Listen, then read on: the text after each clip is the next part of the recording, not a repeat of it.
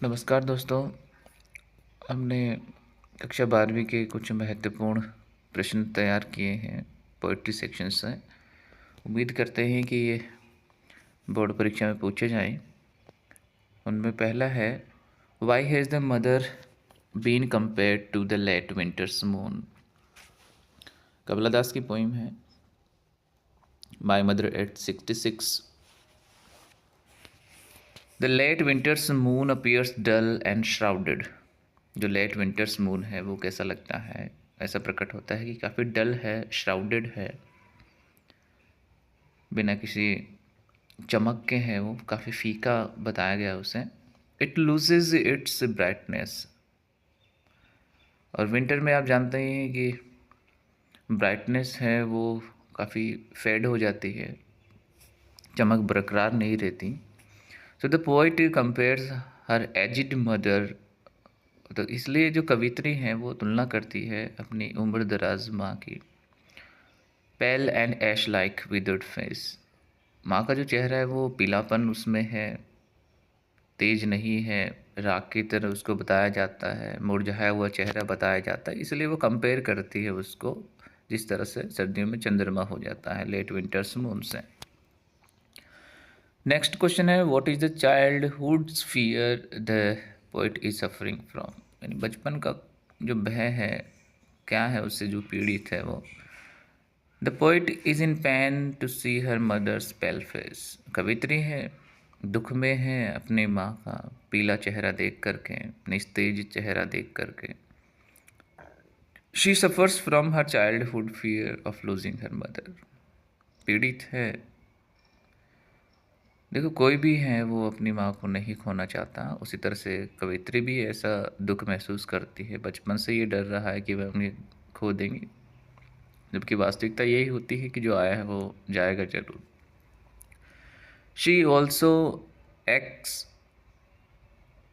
Eight thought. और ये जो विचार है वो भी उन्हें तकलीफ देता है। That time and age spare none. कि समय ने और उम्र ने किसी को भी नहीं छोड़ा है, जो आया वो जाएगा।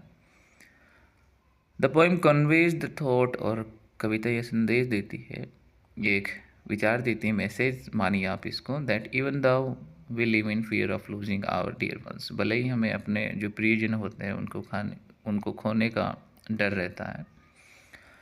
Life continues with all it's joys and sorrows. जीवन चलता रहता है, इसके अपने ही जॉयज होते हैं, यानी खुशी भी होती तो गम भी होता है। उसके बाद में पेब्लो नेरुदा की पोइम है, कीपिंग क्वाइट से है, what will be an exotic moment. क्या होगा एक्जोटिक मोमेंट। तो देखिए, जो एक्जोटिक जो मोमेंट है, मोमेंट नहीं है sorry, will happen when all machines stop for a second.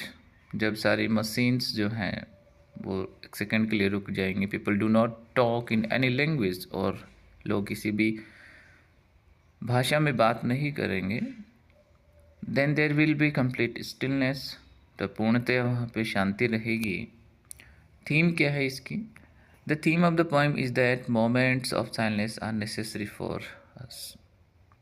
कि जो पल होते हैं, क्षण हैं साइलेंस के, वो हमारे लिए बेहद ज़रूरी होते हैं, ताकि हम क्या कर सकें, टू इंट्रोस्पेक्ट कर सकें, आत्मचिंतन कर सकें, रिजुविनेट आवर सेल्वेज, अपने आप को पुनर्जीवित कर सकें, ऊर्जावान बना सके वापस से। This would bring us piece and happiness. ये हमारे लिए चैन अमन लेके आएगा, खुशियाँ लेके आएगा। इसलिए काफ़ी अच्छी पोइम मैं मानता हूँ इसको, कीपिंग क्वाइट को। A thing of beauty, John Keats के द्वारा रचित। तो list the things of beauty mentioned in the poem. देखिए कौन कौन सी वो सुंदरता की वस्तुएं हैं वो हम बताएंगे। John Keats being a poet of nature, nature के कवि होने के नाते, admires all objects of nature, प्रकृति के सभी वस्तुओं की, ऑब्जेक्ट्स की क्या करते हैं, तारीफ करते हैं। In the poem he mention several things of beauty. बहुत सारी चीज़ें बताते हैं सुंदरता की, जैसे कि सन हो गया, मून हो गया, डेफोडिल फ्लावर, नरगिस के जो पीले फूल होते हैं वो हो गए, small streams of transparent water, साफ पानी की, पारदर्शी इसलिए तो साफ पानी की जो छोटी छोटी सरिताएं हैं, या फिर मस्क रोज़ है। ये list of beauties. Why is grandeur associated with the mighty dead, कि जो वैभव है वो जो वीर है, शक्तिशाली वीर हैं, उनसे कैसे जुड़ा हुआ है, क्या ताल्लुक है, संबंध है इसका। तो देखिए, the mighty dead had been powerful people, powerful people रहे अपने जीवन में because of their great deeds and achievements. किसकी बदौलत? उन्होंने महान कार्य की, महान उपलब्धियां प्राप्त की। पीपल बिलीव, और लोगों का ये मानना है, यकीन करते, that on the day of judgment, जब निर्णय का दिन होगा, दे विल बी रिवार्डेड, तो उन्हें नवाजा जाएगा, पुरस्कृत किया जाएगा उनके महान कार्यों के लिए, जो उन्होंने ग्रेट डीड्स किए हैं उनके लिए। So grandeur is associated with them, इसलिए जो ग्रेंजर है, वैभव है, उनसे जुड़ा हुआ है। What role does a beautiful thing play in our life, एक सुंदर वस्तु का हमारे जीवन में क्या रोल रहता है, क्या किरदार वो अदा करती है, तो जानते हैं इसका answer. A beautiful thing gives us eternal Joy, हमें एक ऐसा आनंद वो देती है जो एटर्नल होता है। एलिवेट्स आवर सफरिंग्स, हमारे जो दुख दर्द तकलीफ़ें उनको कम करती, हल्का करती है। Remove sadness from our hearts, और हमारे जो हार्ट्स हैं उनसे सैडनेस को हटाती है। Beauty also helps us give up our evil ways, और सुंदरता हमें सहायता करती है कि जो बुरे रास्ते हमने बनाए हैं उनको हम गिव अप कर दें, छोड़ दें, उनसे दूर रहें। रोड साइड स्टैंड से है, what was the plea of the folk who had put up the road side stand, तो क्या उनकी प्ली रहती है, निवेदन, याचना, इम्प्लोर करते हैं जिन्होंने रोड साइड स्टैंड लगाया है। The folk at the road side stand pleaded pathetically, करुणामयी याचना करते हैं, किनसे? मोटरिस्ट जो होते हैं, ताकि वो अपने जो व्हीकल हैं वहाँ, उनके जो स्टॉल है रोड साइड किनारे जो उन्होंने लगाई हुई है, वहाँ पे रोकें। दे विश्ड देम, वे चाहते हैं उनसे, टू बाई सम थिंग्स, कि वे उन स्टॉल मालिकों से, उनकी दुकानों से कुछ खरीदें, so that they could earn some money, ताकि वो कुछ पैसा कमा सकें और उनका जीवन बेहतर कर सकें, खुद का जीवन बेहतर कर सकें। What were the owners of the road side stand selling, क्या बेच रहे हैं वो देखिए। वाइल्ड बेरीज है, जंगली जो बेर हैं वो, गोल्डन गोड्स, सुनहरे जो गोड्स हैं वो बेचते हैं सड़क किनारे। They also offered a few peaceful moments to enjoy, और ऐसी सीनरी भी वहाँ पे हैं जो पर्वतीय दृश्य को, पर्वतीय दृश्य, एक सुंदर दृश्य नज़ारा वो दिखाती, वो भी वहाँ पे वो ऑफर करते हैं, बेचते हैं। What does the poet say about the greedy good doers, यानी जो लोभी परोपकारी जो है, कहने का मतलब वही हाथी के दांत वाली बात आ गई, दिखाते कुछ और करते कुछ और। पेट सप्रे, जंगली यानी शिकार के जानवर, उनको कहा गया है। तो पोएट से कवि कहता है that these greedy good people pretend to be benefactor, ये जो लोग हैं ये हितकारी होने का ढोंग करते हैं, बट इनफैक्ट, लेकिन वास्तव में देखा जाए तो they are like flesh eating wild animals, मांस का भक्षण करने वाले जंगली जानवरों की तरह उनको बताया जाता है। Who prey on the rural folk, जो ग्रामीण लोग होते हैं उनको अपना शिकार बनाते हैं। What message did the poet convey through the poem A Roadside Stand? देखिए क्या मैसेज कन्वे करते हैं। The poet wants to convey the message that the economic well being of a country, जो पैसे वाले हैं, जो कहने का मतलब जो तबका है पैसे वाला, वो depends on balance development of the cities. जो कंट्री डिपेंड, जिन पे कंट्री डिपेंड करती है, एक संतुलित जो विकास होता है शहरों का एंड विलेजेस गाँव का, effect that government should realise and upon.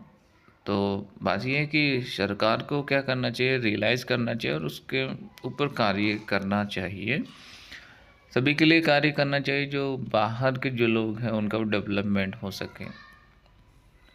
What is suggested by the massy weight of uncle's wedding band, aunt Jennifer से है, बैडन रिच की पोइम है। It suggest that Jennifer's marriage with uncle, her husband है वह just like heavy band for her, एक भारी बंधन उसको बताया गया है, ये प्रतीक है। आंट जेनिफर के हार्ड एंड बिटर एक्सपीरियंस, जो कटु और दुखद, जो कड़वे जो अनुभव है मैरिड लाइफ की, इसको ये सिंबलाइज करता है। After marriage she had no will of her own, उसकी खुद की मर्जी नहीं रही है। What kind of ordeals is aunt Jennifer surrounded by, कौन कौन सी जो ऑडियल्स हैं उनसे घिरी हुई aunt Jennifer. Aunt Jennifer is surrounded by the ordeals of unpleasant experience. दुखद जो अनुभव है, असुहावने अप्रिय जो अनुभव है मैरिड लाइफ के, उनसे वो घिरी होती हैं। ओवरबर्डनड है, बोझ ज़्यादा है उन पे फैमिली का, और जिम्मेदारियाँ भी काफ़ी ज़्यादा बताई जाती हैं। यहाँ पे मेल डोमिनेटेड सोसाइटी के बारे में यहाँ पे बताया गया है। Why are the tigers a complete contrast to aunt Jennifer. कैसे वो कॉन्ट्रास्ट करते हैं, विरोधाभास को दर्शाते हैं। देखिए, टाइगर्स हैं वो completely different from her life, बिल्कुल अलग हैं वो, जिन्हें वह एक पैनल पे बनाती हैं। दे आर फियरलेस हैं, प्राउड हैं, फ्री हैं। Tigers are the denizens of the green world. इस संसार के, हरे संसार के जंगल मान लीजिए आप, उसके वो डेनिजन हैं, निवासी हैं। They are not afraid of man. आदमियों से वो नहीं डरे हुए हैं और डरते भी नहीं है, निर्भीक है, निडर है, साहसी है। इन द फॉरेस्ट, जंगल में they walk fearlessly with pride. बड़े गर्व से, वो एक वर्ड आता है शिवेलरिक सर्टेनिटी के साथ वो चलते रहते हैं। They are not afraid the man beneath the tree, ये लाइन भी आती है। और दूसरी तरफ हम बात करते हैं आर्ट जेनिफर की, काफ़ी टिमिड हैं वो, मीक सबमिसिव उनको कहा जाता है। अफ्रेड वो है क्योंकि उनके हस्बैंड को टिरेनिकल कहा गया है, तानाशाह कहा गया है, और वो दब्बू प्रवृत्ति की हैं, विरोध नहीं करती है, अपनी इच्छाओं को खुलकर जाहिर नहीं करती। इसी बस ये समझ सकते हैं कि वो जो पैनल पे टाइगर बनाती हैं, एक क्रिएशन वो करती हैं। देखिए, एक तो सृजनकर्ता होता है और एक जो उसने सृजन किया है, दोनों में कॉन्ट्रास्ट की तरह समझ सकते हैं हम यहाँ से इस पोएम में। Jennifer her self is surrounded of by heavy responsibility of her married life. जीवन की जो भारी जिम्मेदारियाँ होती हैं उनसे वो घिरी हुई होती हैं। तो ये सारी चीज़ हमें ये दर्शाती हैं कि वो सप्रेस्ड, उनकी जो फीलिंग्स हैं, दमित जो भावनाएं हैं, वो टाइगर के माध्यम से वो हमें कहना चाहती हैं।